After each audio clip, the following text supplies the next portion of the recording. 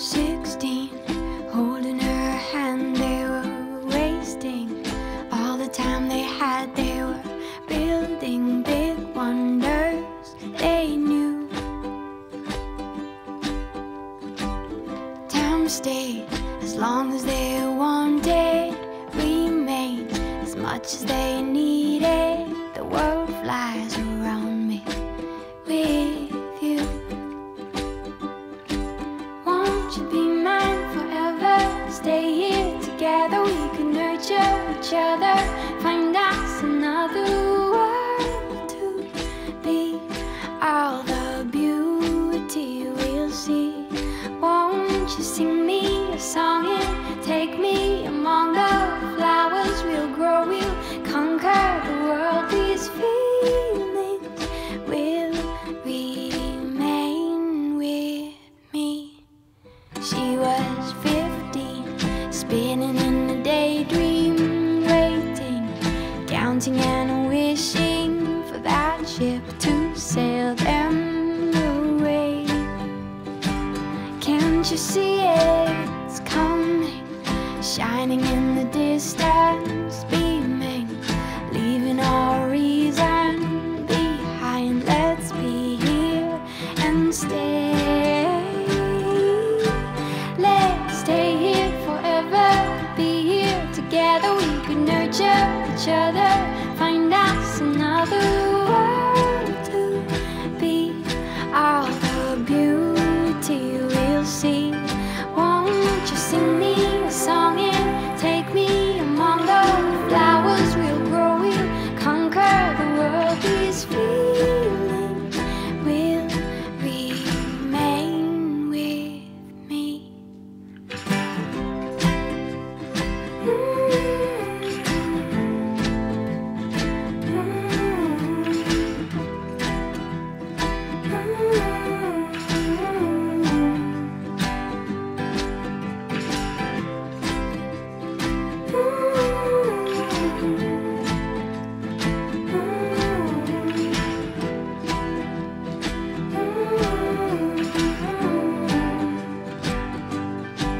Won't you be mine forever? Stay here together, we could nurture each other, find a different world to be. Hope it's beauty we'll see.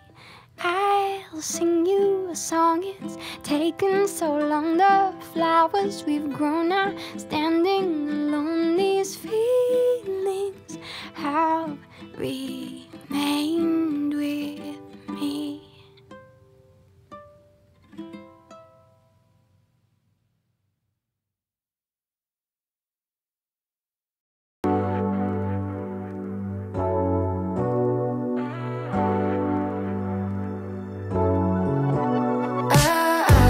Got me upside down, spinning around you. Wanna taste the clouds, dance with the moon. Take a trip around your body. Boy, I love the way you got me. Starry-eyed, got me starry-eyed. Losing all my focus, I can't even control it. You know your lips are golden, baby, get me high. Touching me like lightning, keeping it exciting. You know exactly what to do to blow my mind. You're from another planet, I've never felt like this. I don't know how I ever survived without it. I'm starry-eyed, got me upside down, spinning around you. Wanna taste the clouds, dance with the moon. Take a trip around your body. Boy, I love the way you got me. Starry-eyed, got me starry-eyed. This bed is at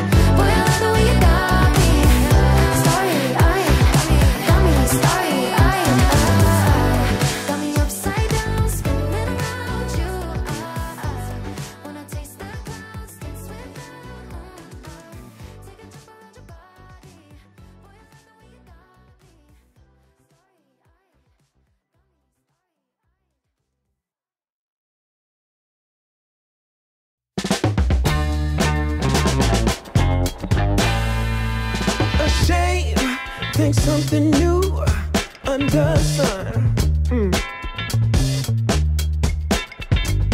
You can't take back them things you already done. No. You blame things that you do on somebody else. No. But they all see is you need help. But still you try so hard to cover up your games. You try so hard, hoping that one day something gon' change. You waste all of your time covering up your tracks. Spend all your days running away. You gotta watch your back, and that's the facts. You spend so much of your life scheming and trying to get over. Got you wondering why you come around. All you get is cold shoulder. Yeah, you try so hard to cover up your games. You try so hard, hoping that one day something gon' change. You try so hard. Yeah. You try so hard. You try so hard. Yeah. You try so hard. Give me, Can't run away forever. You gon' pay.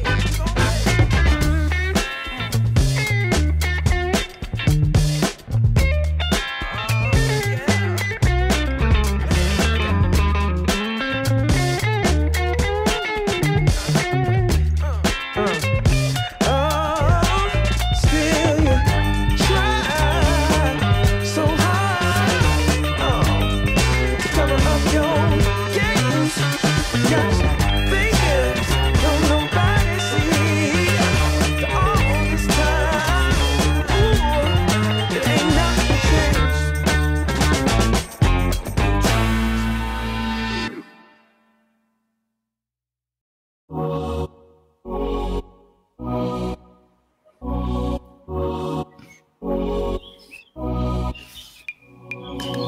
Nothing out there could ever stop me. Hello, welcome back to Art on TV and welcome back to our second week on the Berlin Design Week. I have a person here, a man with a hat. I'm not sure if you know him. What he will think about the Berlin Art Week. Maybe we discuss it today. And how is this show called?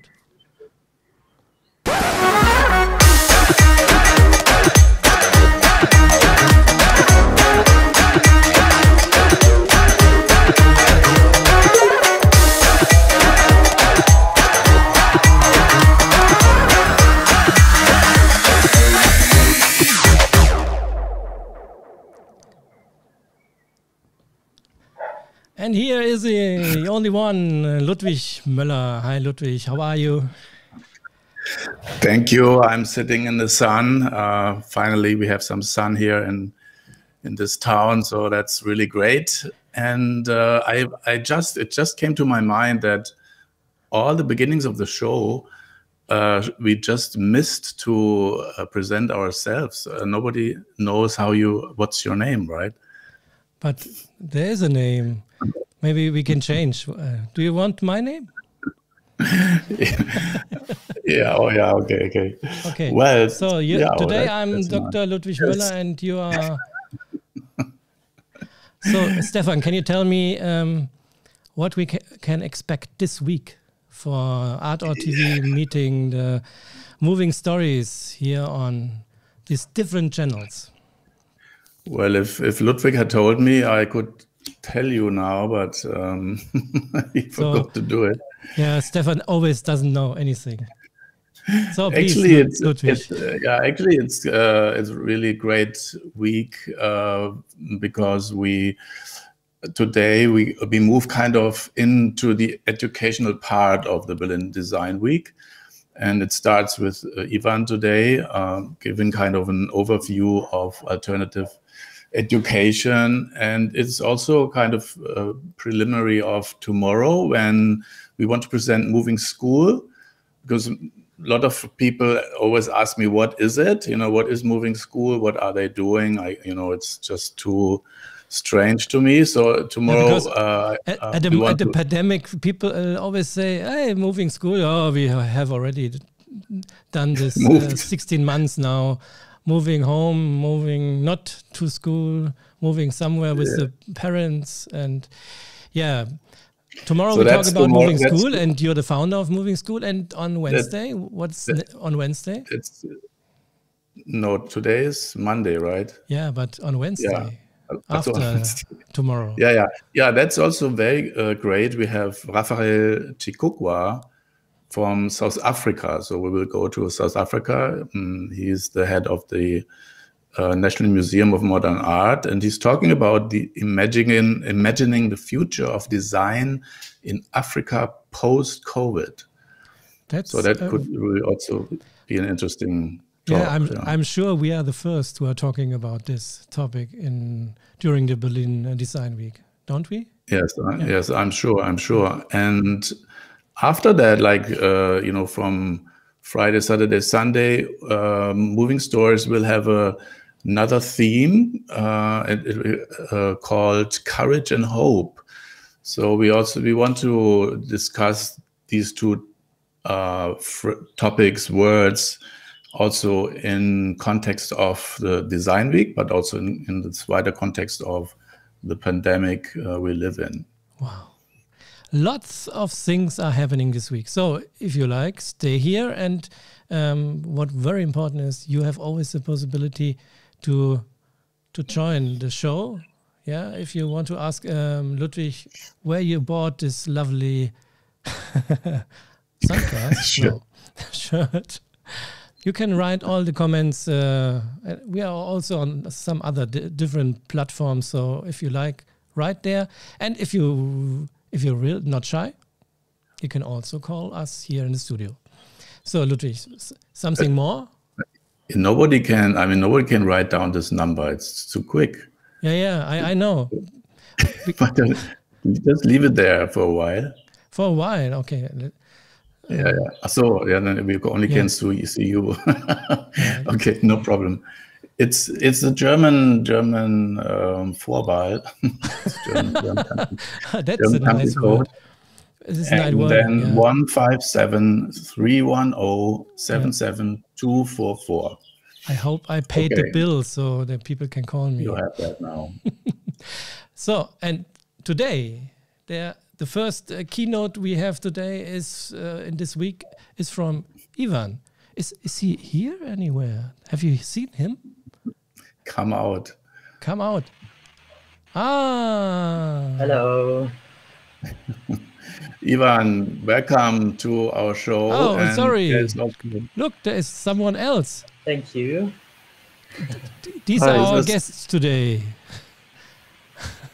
Yeah, that was Samuel. We will come back to him shortly. But now, welcome to Ivan Kirchgaesser, Dr. Ivan Kirchgaesser. He's an independent queer researcher and writer based in Berlin. But right now you are in Holland, right? You're sniffing the tulips. Yes, what are you doing that's in right. I am on a family visit, so I'm actually staying at my mother's place at the moment. It's really funny how in pandemic times you get to do presentations from the weirdest places. Yeah, and we hear a lot of water behind you, or isn't it water, or what we can hear? You're not supposed to hear water, but you never know what's happening in the internet connection with the water. Look in the bathroom, maybe water will swipe you away. Okay, yeah, we know the Netherlands. I hope the water will pass. Yeah, the Netherlands are really close to the water. Let's see. So Ludwig, where do you know? Yes, actually. Yeah. Ludwig, where do you know? I'm very close to the water indeed. Yeah. Ludwig, where do you know Ivan from? Yeah, actually, I think it was almost 8 years ago. I traveled to Oxford Brookes University, being invited to present Moving School. And at that time, Ivan was a master student there, and it was a master of the social sculpture research unit, right, Ivan? Yes, that's true. Yeah, led by Shelley Sachs, who was working with Joseph Beuys, the headman you just saw.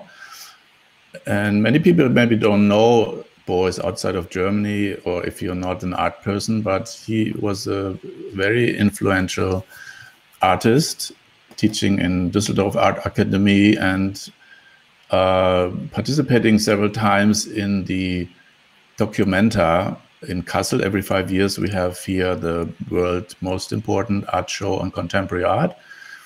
And yeah, so and he did kind of revolutionize the how we think about art. You know, one of his famous sayings was, "Everyone is an artist." And now today, Ivan is kind of the third generation,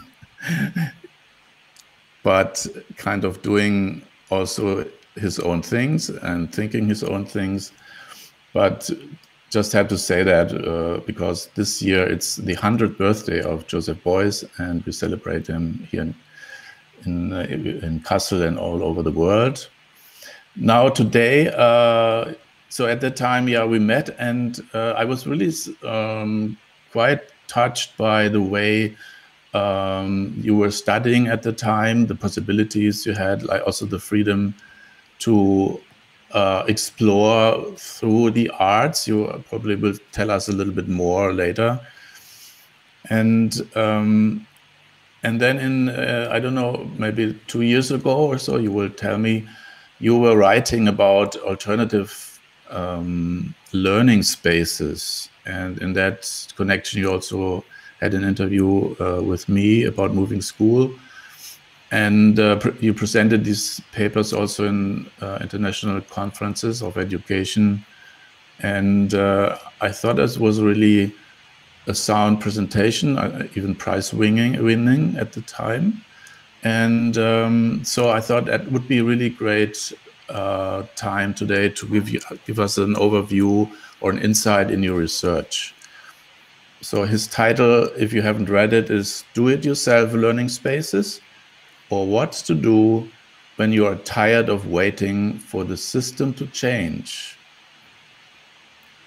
And that's really a very good question, because when 2 years or 3 years ago, I was in north of Greece doing workshops with parents and school teachers about the question, you know, what do we need for our children to teach for their future? And that was something which came up always.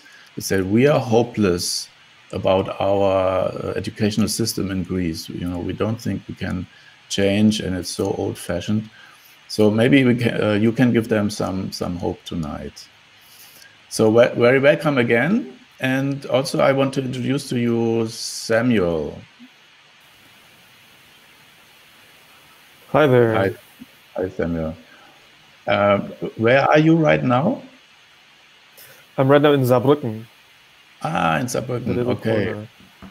And because Natyra is in Munich normally, right? That's right, he's in Munich. And but you connect online, or you live in Munich also sometime? We mostly connect online. And after we split ways, after graduating from our bachelors, we're doing our masters in different cities. So the only way we can work together is through the internet. Yeah, and the bachelor you both did in Kassel, right? That's right. At the Louis Bohr Music Academy. And that's right. This town, you always say, Kassel sounds very interesting because Documenta is there, Boys is there, Sam is there, and yeah, it is there, after all in the middle of Germany. Yeah. Even Ivan was here too. Yeah. It's really kind of in the middle of Europe, of course. Yeah. So next time we talk about this city. We have to say, Samuel Cho is his colleague is Natyra. Felix and they have did a lot of performances last years. Can you tell us a little bit how you met each other? Sure. We both met each other at the Musikakademie Louis Bohr in Kassel, where we studied together, where we did our bachelors together. And she's actually a year above me. So when I came in, she was already in her second year. And most of the time, we actually just we talk outside, but we never had anything musical to do with each other. She did her own thing, and I did my own thing. But eventually, I did more of the contemporary music, whereas she did more of the the traditional canonical piano repertoire. And from there, I think there was an interest in both our works. But after she graduated, she left for Munich, and after I graduated, I left for Saarbrücken. And only afterwards, where we had an opportunity to come up with a new kind of a performance.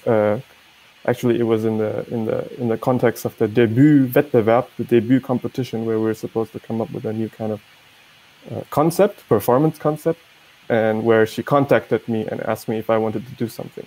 And the reason why she contacted me was because she saw on my Instagram, where I've been posting almost daily the digital sketches that I do, because I'm also a digital media artist at the side. And we came together and decided that we wanted to combine something with the piano and digital projections and digital art. And that's how it started. Your colleague Natyra, she will come to the show on Thursday, or? Ludwig, she's here on Thursday, yeah? Yeah. Mm-hmm. And you brought us today two music performances. Can you say something about it? What we see in a few minutes?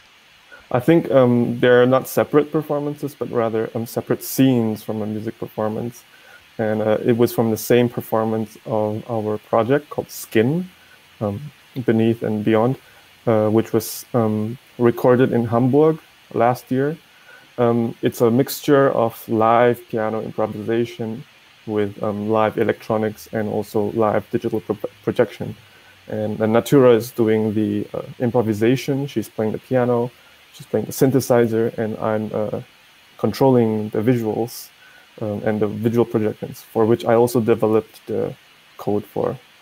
And the idea is that we wanted to see what kind of interaction there would be between a music performer and a visual performer, and what kind of interactions there are for visual performance, because both of us, we come from a music background, so it's terra incognito for us.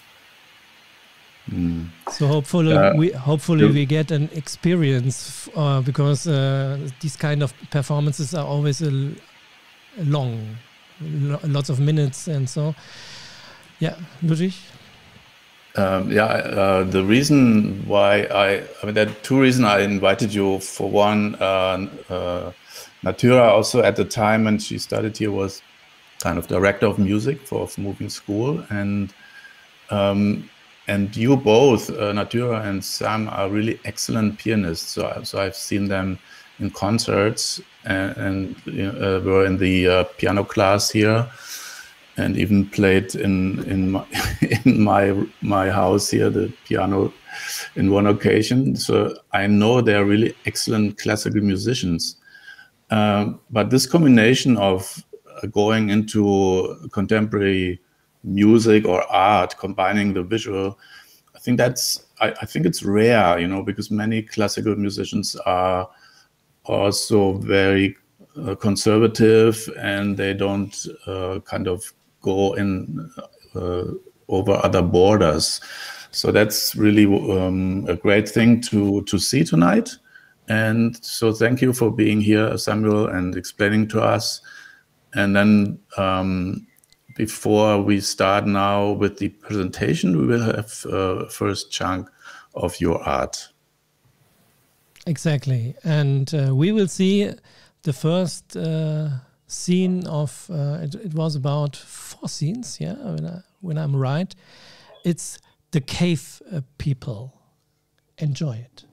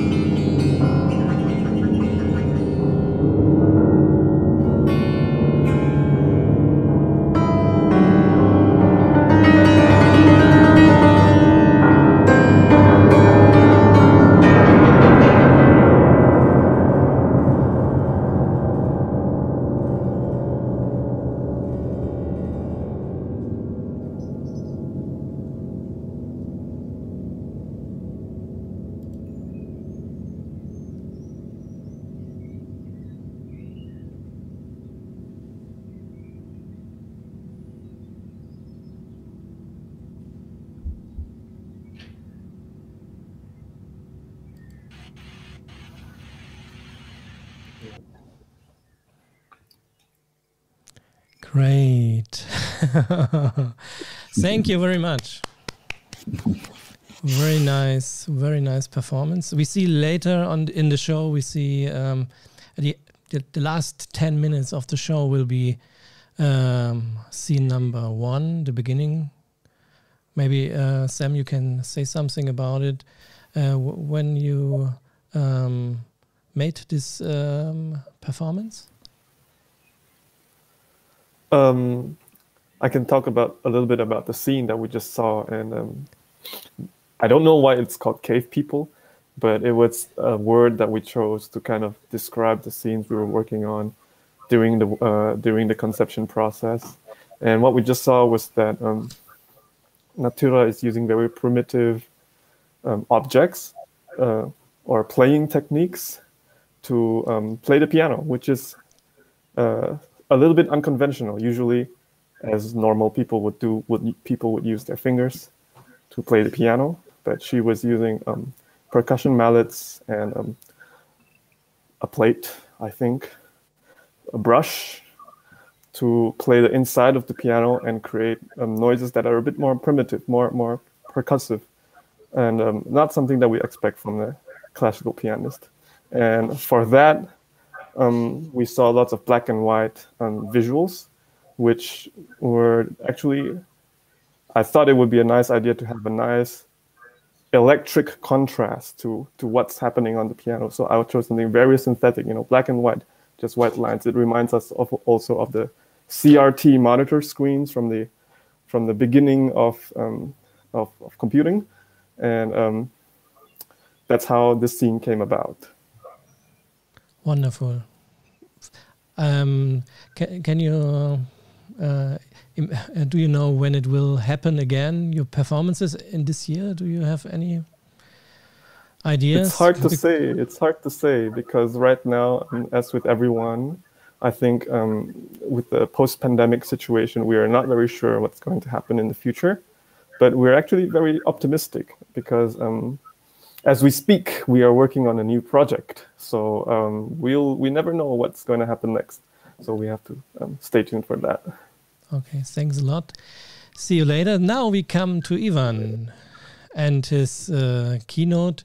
You have a little bit of water sound in the background. We don't know what it is. We apologize for that. And Ludwig, anything to say again? No, good luck, Ivan. We are really eager to hear what you have to tell us tonight. All right. Can you hear me fine then? Because the technical difficulties seem to be happening. It's okay. It's a little bit of noisy in the background, but we can see you, we can hear you, so you can start. All right, perfect. Thank you. Thank you so much. Well, first of all, thank you so much for inviting me.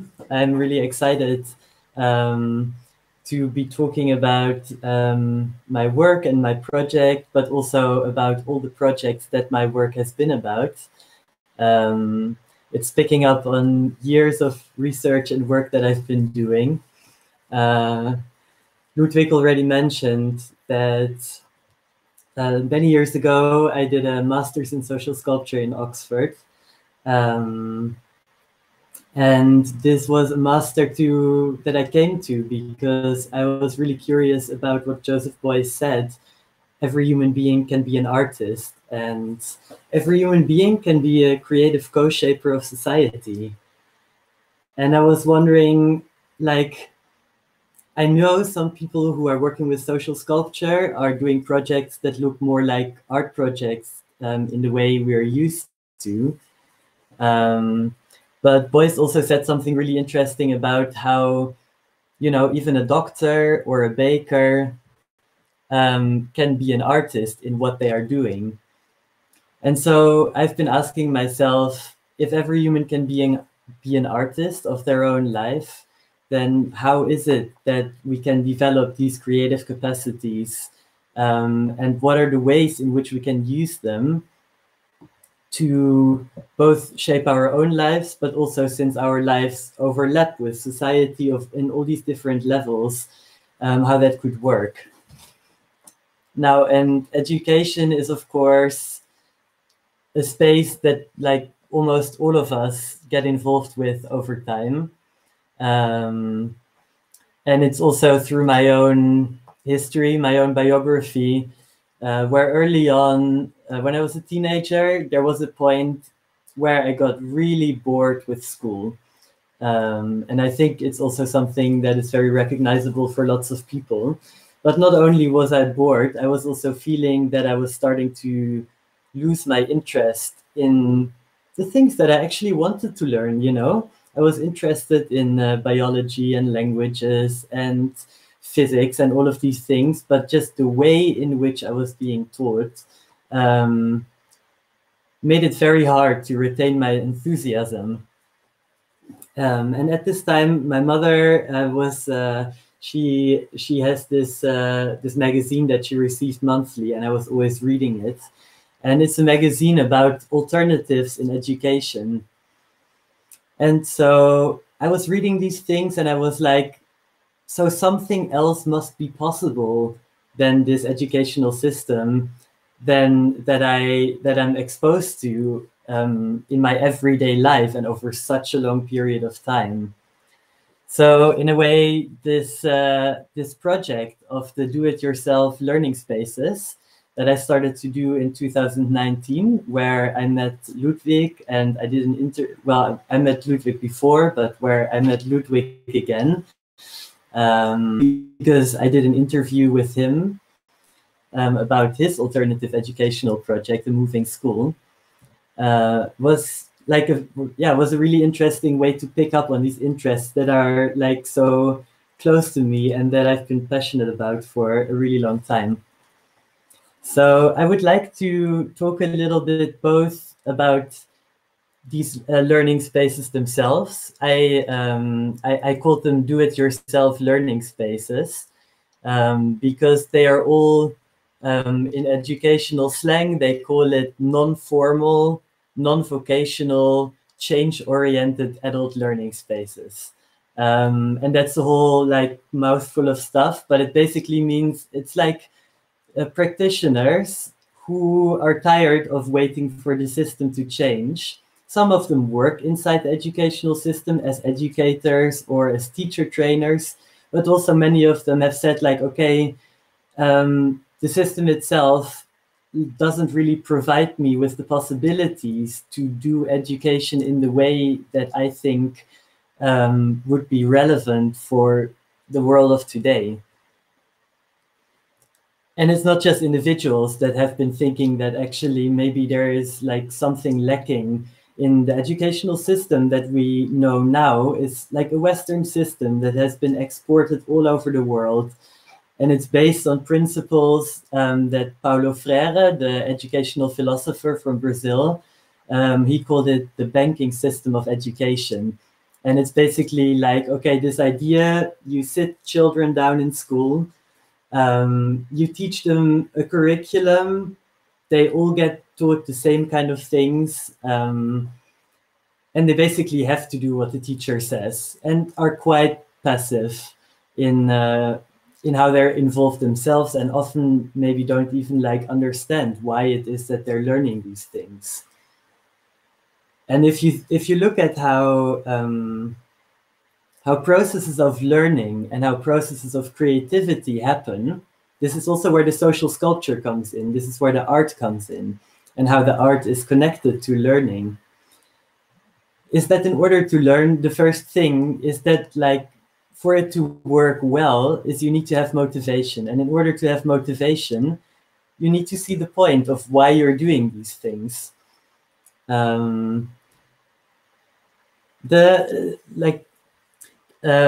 was going to bring in like some significant institution of our world, the United Nations. They did over 10 years from 2008 till 2018. They did this investigation around education for sustainable development, working with these questions: what kind of education do we need in the world of today?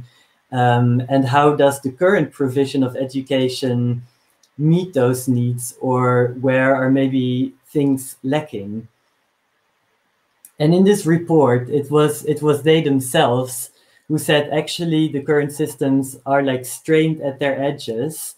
It's really difficult from where we are now to actually teach children, teach human beings the kind of skills and capacities that we need to tackle the wicked, the complex problems that we're facing in the world now, like social inequality, ecological crisis.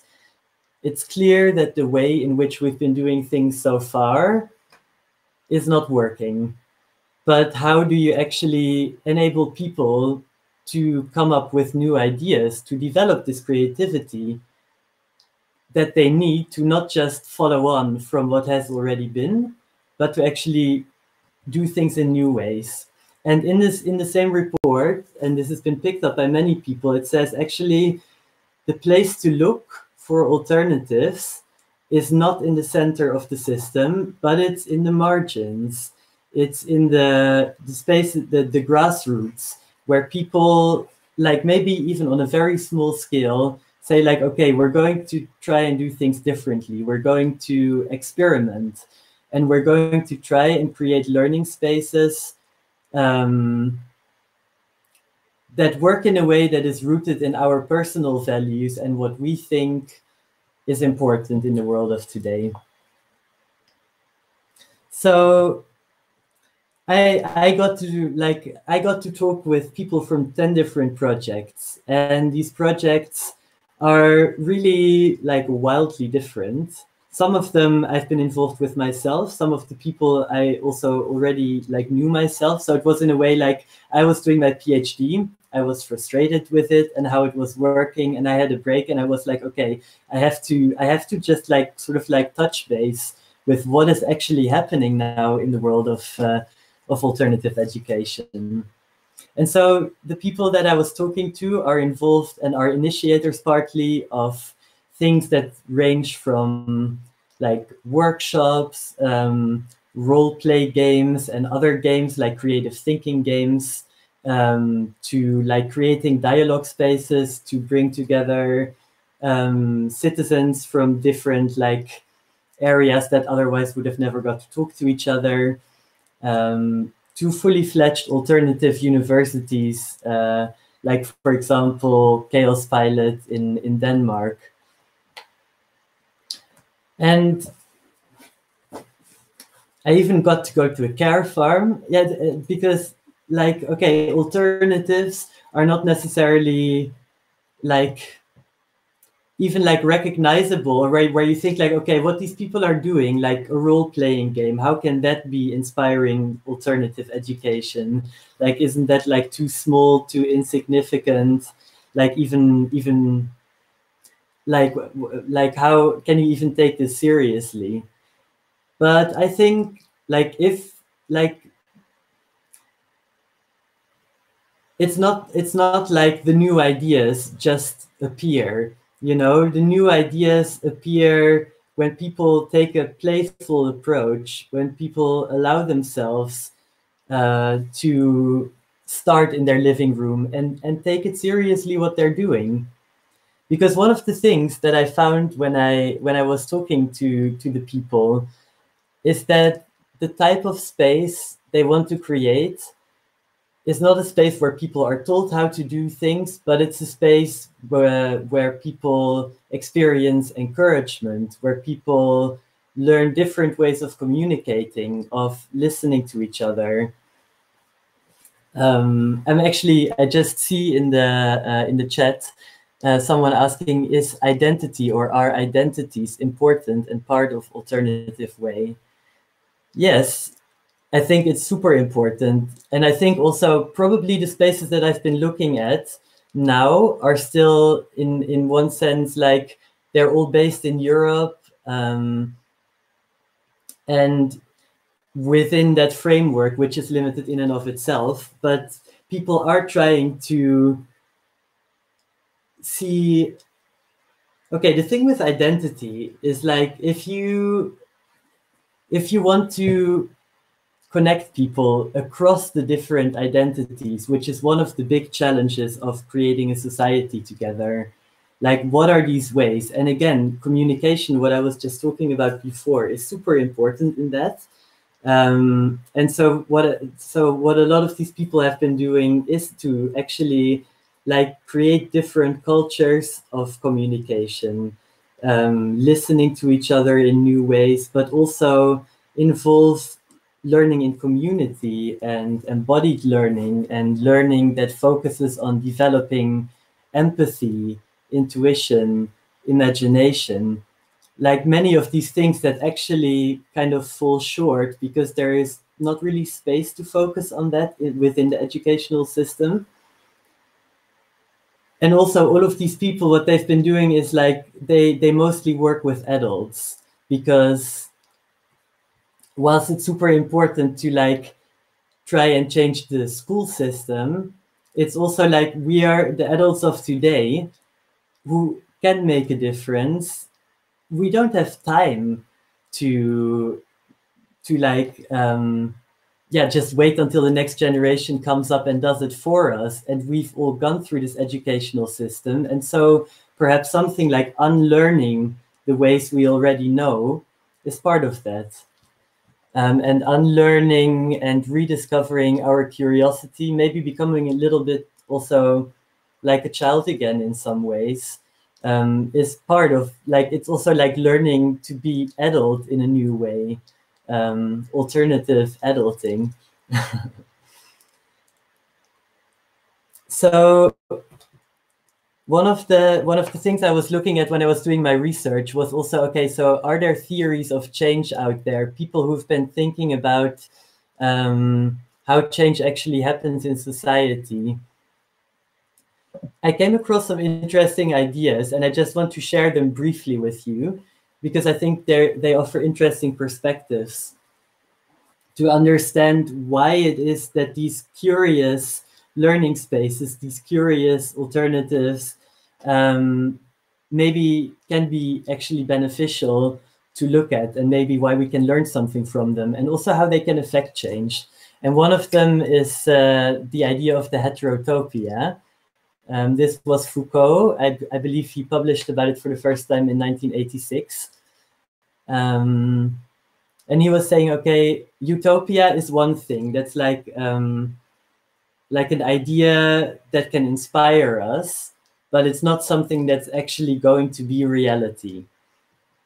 And heterotopias are spaces where right now, in the midst of this complex situation in which we find ourselves in this imperfect world, people try to create slightly better spaces. And they're also they all look different. They're deep, because it's in the margins.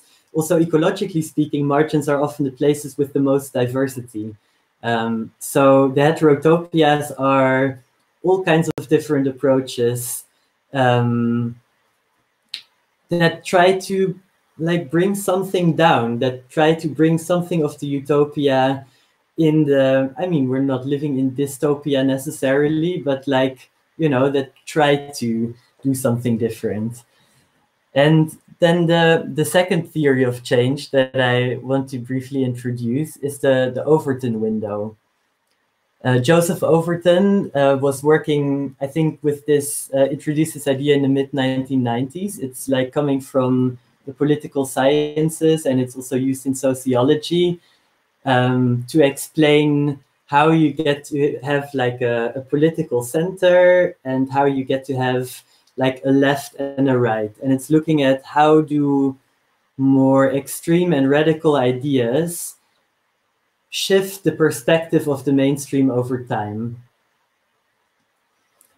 And I think you can apply this, like not even just like politically speaking with like the margins being left or right, or the radicals being left or right, but it's also like in as far as an educational system embodies a paradigm, the alternatives of the paradigm are also like radicals on the side. And he was saying that change happens then, like the Overton window, this window of normality starts to shift either when the people who make their case for different perspectives from the margins, either if they go on long enough, So eventually people start to get used to these new ideas, and slowly the window starts shifting in their directions. Or if they go even a notch more radical than what they would maybe usually do, because the more radical the radical becomes, the more this window in the middle will start to shift eventually. And I think it's beautiful to like imagine even like this movement, like back to social sculpture for a moment, the theory of social sculpture as Joseph Beuys was talking about it. He was like explaining it a little bit like, okay, so what you have is on the one hand, you have the force of chaos, and chaos generates new ideas, but chaos is also the place where you can get lost. It has like both qualities. On the other side of the spectrum, you have form, and form is something that you need to bring things into form, to share them in the world, to develop them. But also form can get stuck. And so from a social sculpture perspective, you could say that these established educational systems are stuck in their frames. They can't really move anymore. So this is like where in the middle between chaos on one side and the form on the other side, you get movement. And the movement is not just movement between the two poles, but it's also got to do something with love. And it's got something to do with like a quality of attention that you pay. And it's interesting that like like on the one hand you could say like, okay, it sounds cheesy, okay, to change education maybe we need love. But if you again look, for example, at scientific research about creativity and learning, it's not actually so far-fetched, because if you love something, or if you get to love the world, or if you get to love society instead of like just like shutting off, you know, and stop being interested and being cynical, it is, if you're going to find the energy to do something, to like start an experiment yourself, or to even like try from wherever you are in the system, whether that's education or anywhere else, it's like care that makes the difference. And so I think it's like, it's not just what we can learn from these approaches and these people working in these different ways. It's actually something every one of them spoke about. It's something about like the quality of the personal connection you develop. And yeah, like the passion with which you do your work, which makes you put in the time to try out new things and so on. So I think it's really beautiful that actually in this theory of social sculpture, love is in the middle, because love is not a cheesy thing, but love is actually a super motivating force and the best source of energy that you can tap into. Right, let me see what time it is, how long I can still go on talking. I would also love to have a brief look at the comments and maybe see. The people like you, and we like you, and we like to listen to you. So go further on if you have to say something more. It's okay. The time is totally with you. Okay. Well, maybe I can say something about struggles now, because I've been talking a lot about like the positive aspects and like the excitement and the passion that has to do with love. Love for the world, enough love to try and want to make a change and not give up.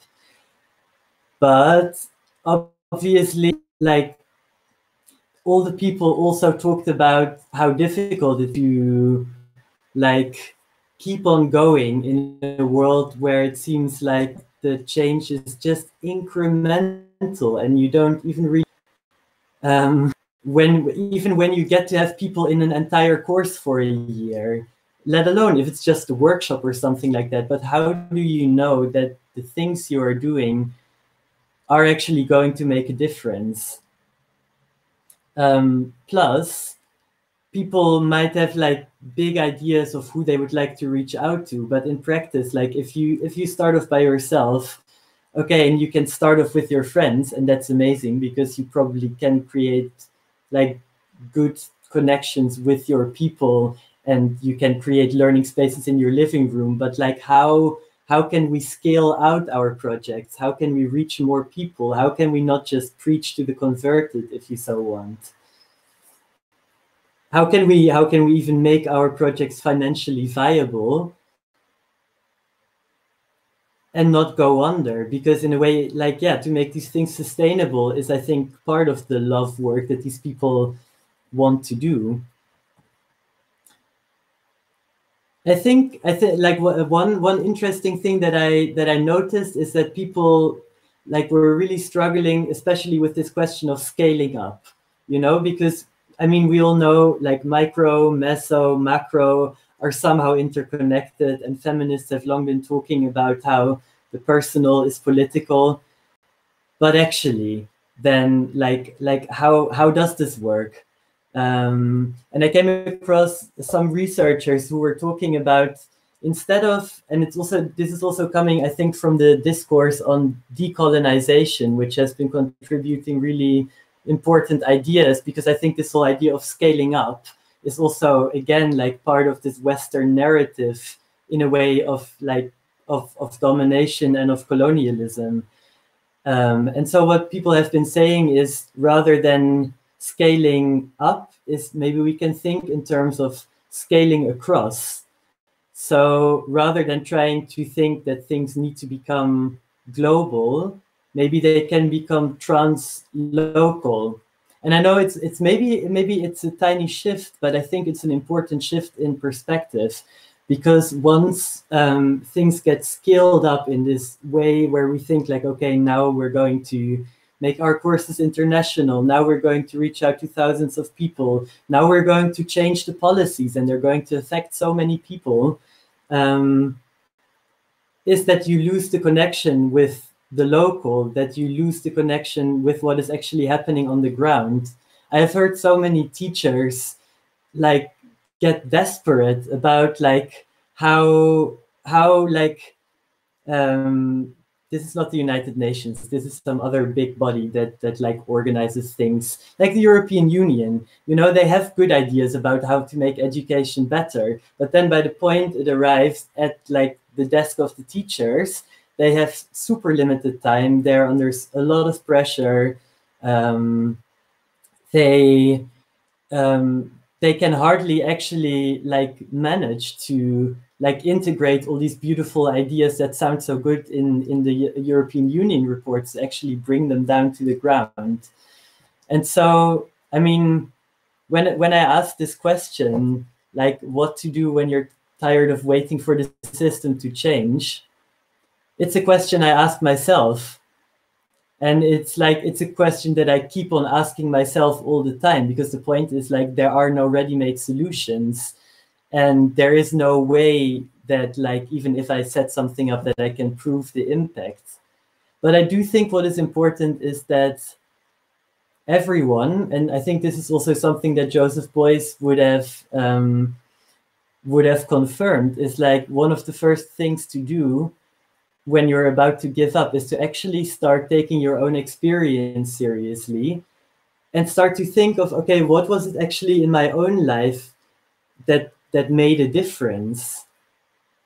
And when I think about my own life, the things that made a difference were both like a caring teacher, like someone who I realized like was there for me, someone who was also maybe like criticizing or like even pointing out that like I didn't have to take the system for granted, but somehow I had to find a way to work with it.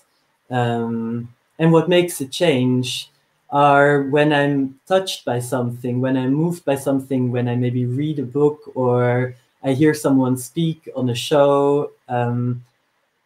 It is like, even if I don't know the person in person, it is again over this personal connection that for me, I've been realizing that actually the strongest impact, like on the level almost of like paradigm change, is happening. I realized like one of the actually the last theory of change that I want to introduce you to says something more about this, and I think it's really relevant. And it's by Donella Meadows. She's not alive any longer, but quite recently she was still around. And her background is in systems theory, so also in studying about how systems work and how systems change. And she came up with this list, like this scale of leverage points, places to intervene in a system. And on the one hand of the scale was like, you know, like change that can happen on policy levels, for example, where you shift something with numbers, or you create a different set of rules, like with the European Union, what I was telling earlier. Actually, they got some beautiful ideas about changing school and changing the structure of education so that creativity of people is something that gets strengthened and so on. But on the other end of the spectrum, she was like, okay, so there you can make these tiny shifts in terms of policy, for example, but the big shift that we're actually all looking for, maybe we're not all looking for it, but certainly the people I've been involved with, and me myself included, is the question of a paradigm, and how can you shift the paradigm? So especially now, to be concrete, this Western paradigm that is so much based on values of competition, that values it when people how would you describe the Western paradigm in short? I think it's a paradigm that is really unfortunately disconnects people from themselves, and also has a way of disconnecting people from the world around them. I mean, you can see it in history. Much of the problems that we face today, I was talking about climate change, for example, and social inequality, is because people thought it would be a good idea to deplete resources in nature and to just produce more and produce more and consume more and consume more, and that the idea of happiness is so tied up in that.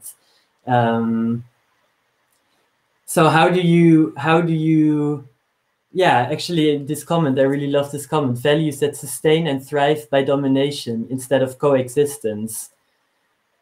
And so, okay, so how do you shift this paradigm? So many people are working on it all over the world right now.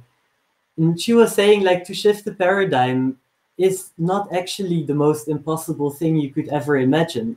First of all, in the past, it's happened many times. But also, paradigms don't exist out there. Paradigms exist inside ourselves. Paradigms are a little bit like a virus, you know. It's internalized ideas. And one of the problems is when these ideas start to be taken for granted and people don't question them.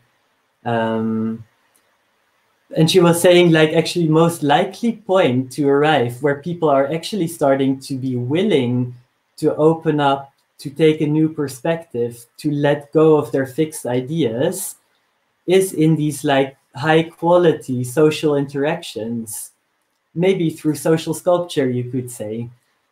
And I think that is something that when I ask myself this question of what the hell am I going to do if I'm too tired to wait for the system to change, is to remember that, because wherever I am, whether that's whether I'm fucking unemployed at the moment because of COVID, or whether I have a job in the government, one of the people from these do-it-yourself learning spaces, she works on government policy level too, but she also does things in her living rooms. This is in Latvia, Laura Bujinska.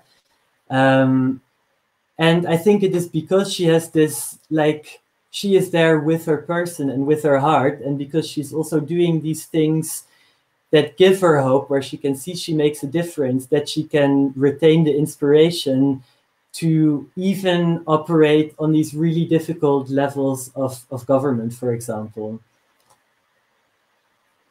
Right, I think for the moment, that was most of what I wanted to say. I think it would be nice to have some time maybe for questions or for the moderators or other people to respond. Thank you very much. A lot of people were writing questions, but I'm sure I saw Ludwig writing all the time. And Sam, maybe if you're joining the conversation as well. So Ludwig, you want to ask something? Oh, you're muted. Ludwig, you're muted. Yourself. Maybe you can say something more about social sculpture, because that's maybe not obvious to everybody what Beuys meant by that. I mean, I'm not sure if I know what Beuys meant by that, because I wasn't there to talk to him personally. And I think one of the interesting things about social sculpture is that this question, it's like the concept itself, which I think he came up with very smartly, always triggers this conversation. What do we mean by social sculpture? And I think it's also something that, like, in the spirit of movement, always forces people to think anew. So sorry, before I say more about social sculpture, I just want to connect that briefly to the theme of the Berlin Design Week, the new traditions. Because, you know, traditions are something that are like, they are these things that build up over time, maybe because they work well, maybe they don't work well for everyone, but they're things that build up over time. And in a way, it's a paradox, a new tradition. I mean, yes, of course, like, traditions change, but usually the aim of a tradition is not to eliminate itself.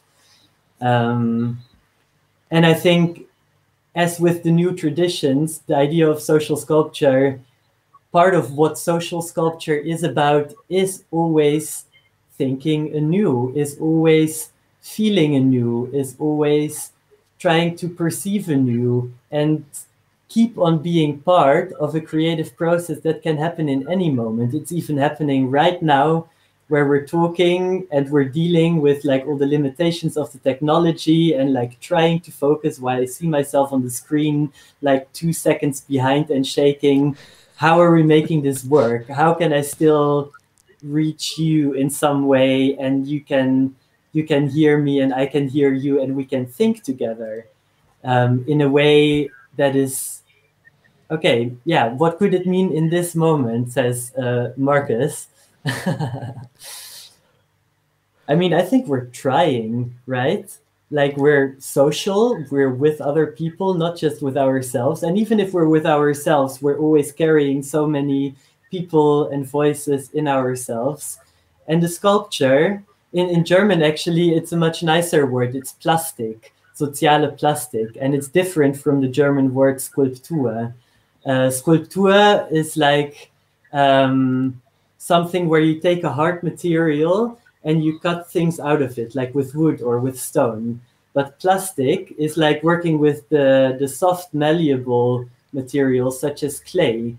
So it's actually social plastic. It's like, it is about,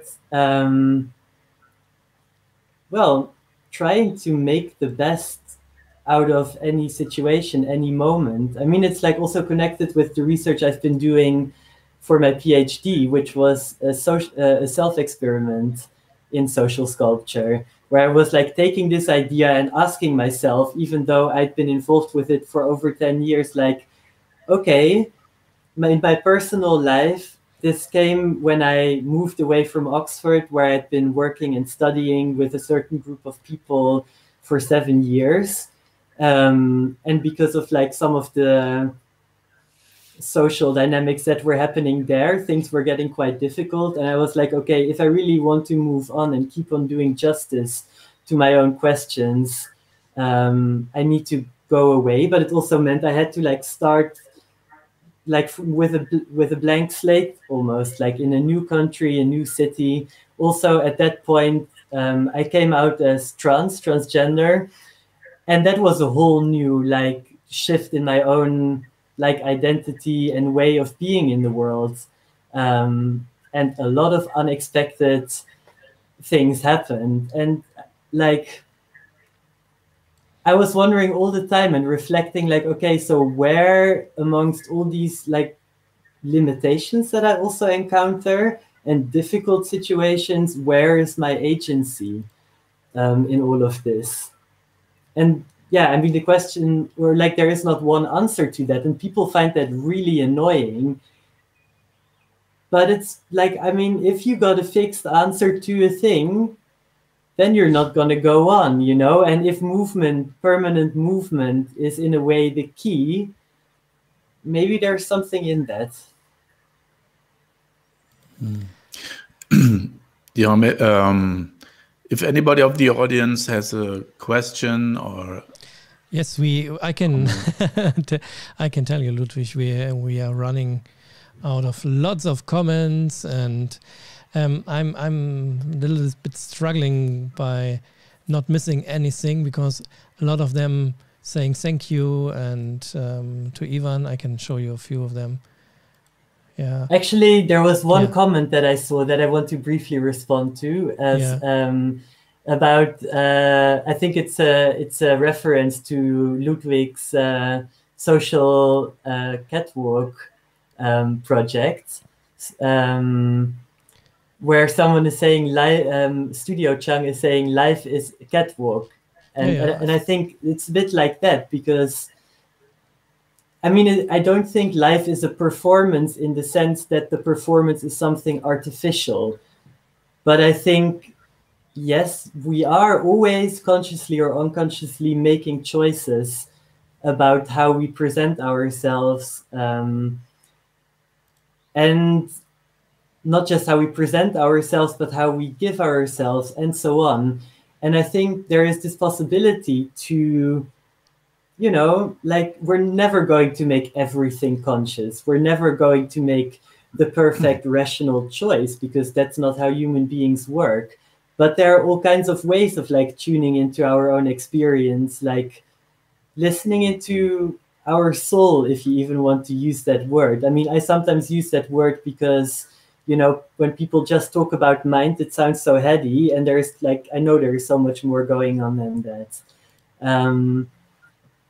And in a way, I think, like, you know, your soul expresses itself in so many different ways, and it talks to me in my dreams. Like, you know, I think like my dreams are always really interesting sources of information. I can learn so much about myself from just like paying attention to my dreams.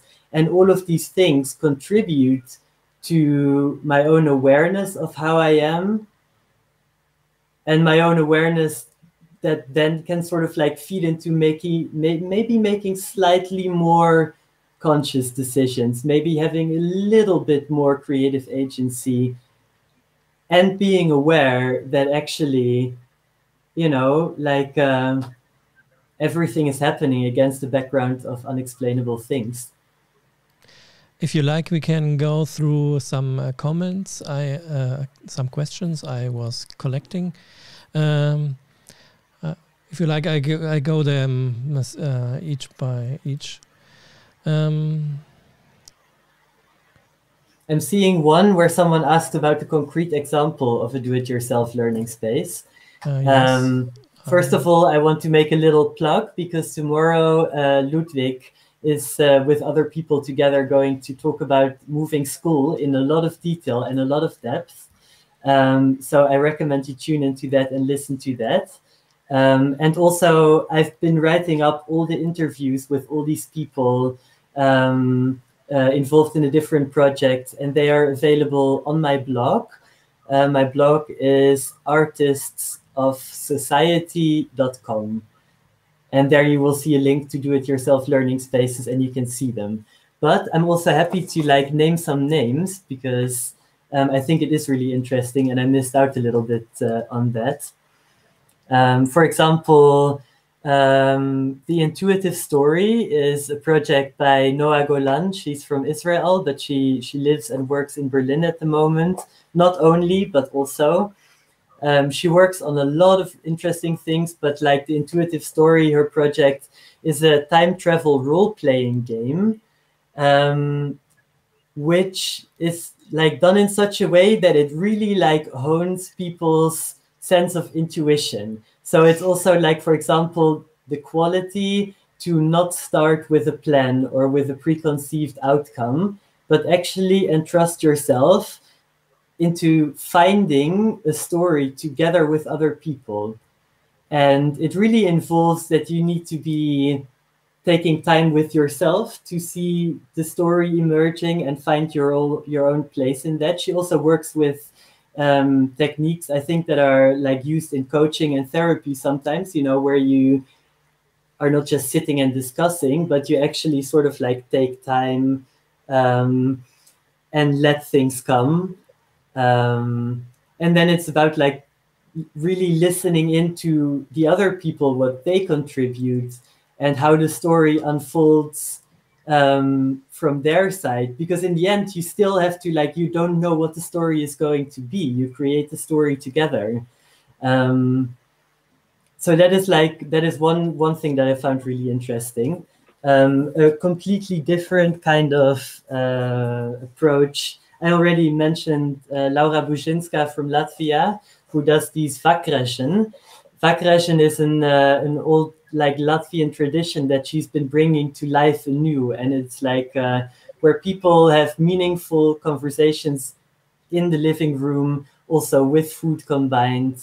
And again, I mean, it works in similar ways in some sense as the Intuitive Story, because it's this open-ended approach where people come together to talk about issues that are relevant in society at the moment, that are important to reflect on, like things like racism, mental health issues. Yeah, and like for another example, deconstruct education is my friend Mette from Denmark. She works in schools with teachers, and she's been re-evaluating the teaching materials, and especially looking at like issues of representation and racism that is just like inside how the teaching materials are created. So she both works with the people who make these teaching materials to shift things there, but she also works in schools with kids concretely to make them like reflect on these things and get into dialogue about that. And maybe one last example, which maybe is interesting because it's on a slightly different scale, again, is Chaos Pilot, is this alternative design school in also Denmark, I believe, actually. Mm-hmm. So you can see this is like all European initiatives, and I wish there would be people out here who could talk to us about other alternative spaces that come from different mindsets from other places in the world. I haven't been able to like get around to that, but I really think it's important. But Chaos Pilot, they've been operating for more than 20 years, and they both managed to like be partly state funded because they wrote their curriculum in such a way that the state could say like, okay, we support this. But the other half of the curriculum is co-created by the students. So students have a much more active role in looking at like what are important questions in my own life, what are important questions I see in society, what are the things I would like to address, how are we going to address them, what kind of new methods can we develop, what kind of new forms of participation, more democratic forms of engagement can we put forward.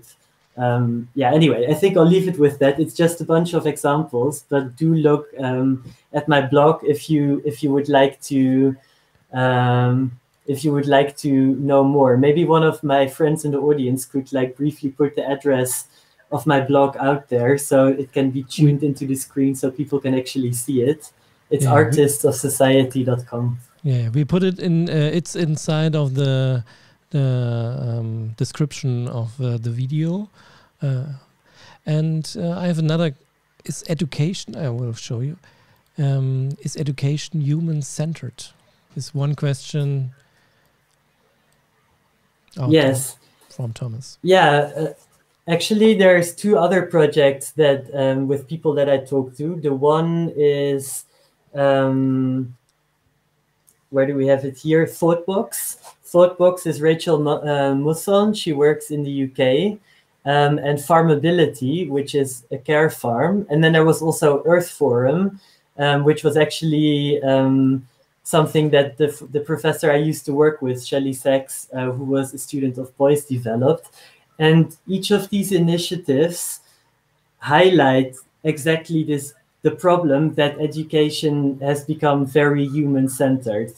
And each in their own ways, be it through dialogue processes, be it through creating the learning space on a farm, or like actually taking kids, like groups of kids out into nature. And with Earth Forum, it's fun because it's a dialogue process, but it happens in the most crazy spaces. Like, for example, in the middle of a city, or it could be like, in a park, or like an abandoned parking lot. And like, even by bringing people into different spaces, they try to, like, education is very site specific, and what you can learn is very site specific. And even the fact that so much of education happens inside a classroom determines so much the way we can think and the things we can think, the ideas we can have. I mean, you know yourself, if you go out for a walk in the woods, your thinking works in a completely different way. And so it's a simple principle in some ways. But like, if you look, for example, at the United Kingdom, where I lived for 7 years, they have so many health and safety regulations, which surely have their value, but also make it almost impossible to take your children out of school and go work there. But yes, there are definitely examples where people, just by placing education into different spaces, try to address this kind of human-centered thing and take it away a little bit from that into the more than human world. Yeah, thank you. To all the people out there, if we missed any question of you, please write it again, maybe with some question mark in front so we can see it quicker. Ludwig or Sam, you are looking like you have some question for Ivan. Sam, I'm actually just waiting for for my thoughts to coalesce and to articulate. I mean, it's wonderful that there are all these DIY learning spaces, and I think they are all representative of what a social sculpture practice can be.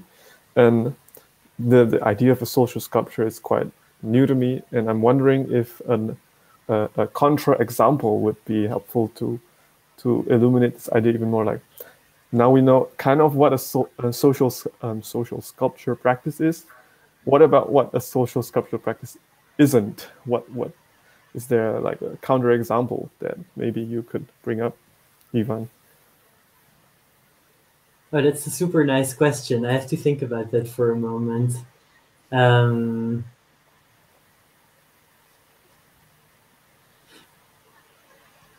Well, I guess, like, I've been joking that I would like to, like, give people awards for really well done situations they've created. And I think a counter example therefore would be, okay, what situations don't work well? And well, I mean, if I think in terms of education, I can think of plenty of things that are not done well. From what I was just saying, like, where the systems are so stuck in what they are. Like, for example, in the UK, where there are so many issues with health and safety regulations that you can't even take kids outside. I think that's a counter example. But also, kind of like social breaking practice. yeah, it's like a social breaking practice, a social inhibiting process. I mean, if you work with clay and you don't treat the clay well, it's going to crack. Before I came to social sculpture, I was actually working with clay. It was one of the main media I was involved with in art school. And whilst that is not a social situation, it's more like, okay, if you don't pay attention to the clay, if you don't get to know your material really well, which you can only do, again, if you love it in some way, your sculpture is going to break. Thank you. I mean, there's still this question, you know, what do you do if the system doesn't change? Because I think a lot of people maybe watching us are, you know, in an activist field or really longing to change the system, and there's a lot of frustration out there, you know, that it's not changing or not changing fast. So what is your practical approach to that, like to avoid this frustration or actually find a way for change? You mean in my personal life? In a very practical way, yeah, can be. Yeah. Well, very practically, I mean, I try to choose my work in such a way that actually the work itself that I'm doing keeps on reigniting my own little sparks of hope that it's still worth to keep on trying. And actually, it was funny because I wrote a paper about this project, and I was reading it yesterday in preparation for this talk. And there was this sentence where I was like, oh, thank you, former self, for writing this sentence down, because like I really need this reminder right now. I really need the encouragement right now to not give up. And it was like, it was this sentence where I wrote, a former version of myself wrote, more important than waiting for the perfect idea, the right way of doing things, or others to act on your behalf, I would argue, is taking it upon yourself, daring to take the first step and start with something in your capacity. Because, I mean, it's tricky business not giving up hope. And for me personally, like at the moment, I don't really have a job, for example. So I don't have a very concrete context in which I can do my work. I'm busy trying to create these contexts with other people. For example, I like with one of my long-term collaborators, Marcus Stefan, who's also in the audience, I think. We were just talking recently. I was like, okay, I finished this PhD. What am I going to do now? Am I really going to go through the hassle of applying for some academic job where then I have to struggle with that? Or is this maybe the moment where the two of us can start doing something together? So I think we're maybe on the brink of starting our own alternative educational project right now. We'll see where that takes us. But also, like, when I was feeling not very inspired and motivated, I was like, okay, you know, maybe I should just like get a job at a vaccination center, or like just be somewhere where I can interact with people, because I feel like, and I've been doing this a lot in the pandemic, where my kitchen table has become one of the main loci for my social sculpture work in some way. I mean, for me, it's not like work is not separate from life. The interactions I have with people on an everyday basis, or even the way I shape my relationships with people, and how I communicate with people, and how I try to make things work, is for me social sculpture. I mean, we had this on Saturday in this talk with Alf Rehn, that also someone asked, you know, what to do, which idea to take. There's so many things to do, so many ideas to do. And he also said, just start with something. If you're waiting for the for the ideal situation or the idea thing to do, you will not. I mean, you will die unless you find it. So it just takes something which is before you, and anything will lead you to some innovation or some change if you're really serious with it, to develop it. I would like to ask. Yeah, and I mean, sometimes, sorry. Yeah, I was just going to say, I think social sculpture is so much about like active doing things, but you can't always find something new when you're just doing stuff all the time, because sometimes you just don't know.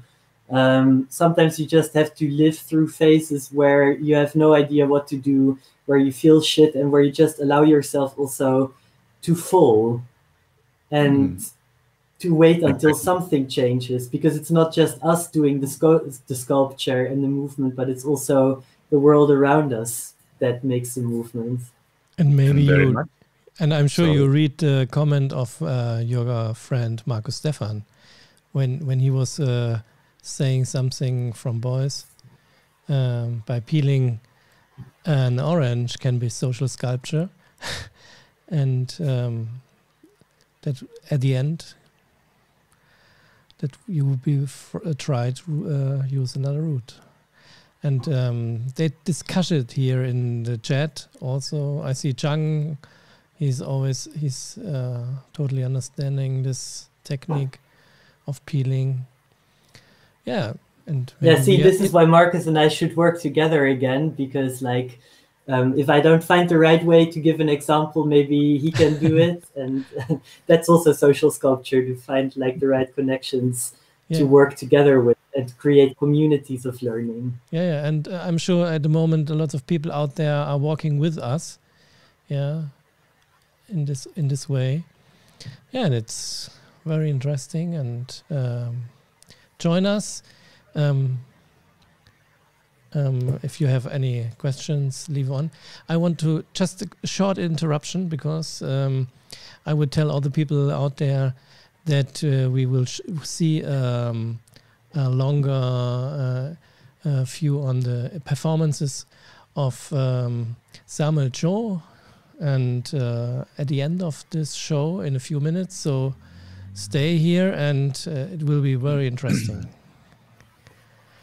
Yeah, I want to enforce what you said. In many circles, where people talk about change, it's so much individualized. It's so much about the single psychology, individual.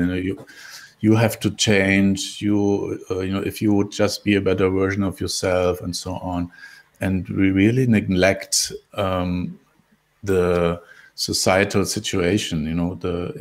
There's so many strong forces around us, which a single individual can't handle that, and we have to be aware of that. So my plea is also get together.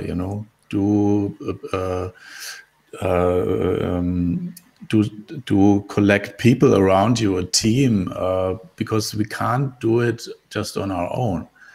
And I think the Friday for Future movement, has shown that it's not a question of age to make your voice known, and it became a huge movement, even by this single girl standing there, with her plate, this. Asking for climate change. So I think that's very important to team up with other people. The other thing you said also about being discouraged and have hope. I mean, that's what we see right now, that throughout the society in many countries, depression is really rising amongst the young people, the older people. Also because you can't do anything, you're stuck in your home, and also we don't know what's going to happen. So my question also maybe to the audience, what is the courage you have to have right now? And what is the hope? So, you also mentioned that, the motivation to go forward, because we need to do steps. We can't sit and discuss too long, but we have to go. But how if you don't have courage? How if you don't have hope?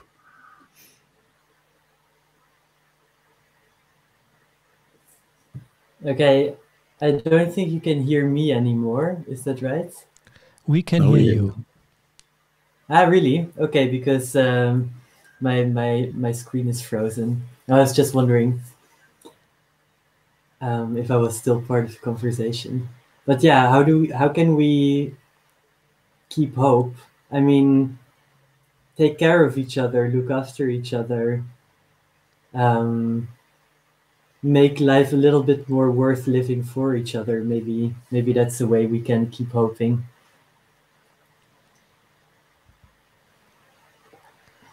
Thank you very much. I'm sure when I look on the time, it's 10 minutes till 10 o'clock Central European time. So the people around the globe, some of them go to bed now. So we want to have a very nice ending of this show. But before we talk about this performance, Ludwig, what can we expect tomorrow for the people who weren't here at the beginning of the show? Because tomorrow it's your time. It's about moving school, isn't it? Oh, I can't hear you. You have muted yourself. Okay. Okay, tomorrow, it's also in the Berlin Design Week. The 1st of June is dedicated to education. So if you look at the program for tomorrow, you'll find other talks, panels, and so around education, design education for the future. What kind of education do we need for the future? And so we just wanted to give give you an overview of what Moving School does, where we are, and that's done through interviews, taking in some of the people who work with us. So I think it would be worthwhile, and also we love to come to know your input and to connect with you. That's also very important for us. So it would be great you be here tomorrow, and we'll have a musician who was there before, Carolina Katyn. She will be there with her performance and also in person. And we love that because she was also part of the beginning of Moving School. And we can see Ludwig is turning down the lights. Oh, he's moving. Oh, I'm sure he's taking some candles. Yeah, because when he's speaking about climate change, we have to think of this energy we are using, and we want to use it in an effective way. And I'm sure it was a very lovely evening. And thank you, Ivan, for this great inputs you gave us. And if you find time, and you had the time, you watched all these comments on YouTube or Facebook or LinkedIn, and I haven't seen on Twitter. All the people are happy for this, what they hear tonight, and we're part of it. And now we are part of the second part of performance of Sam Cho. It's called The Painter.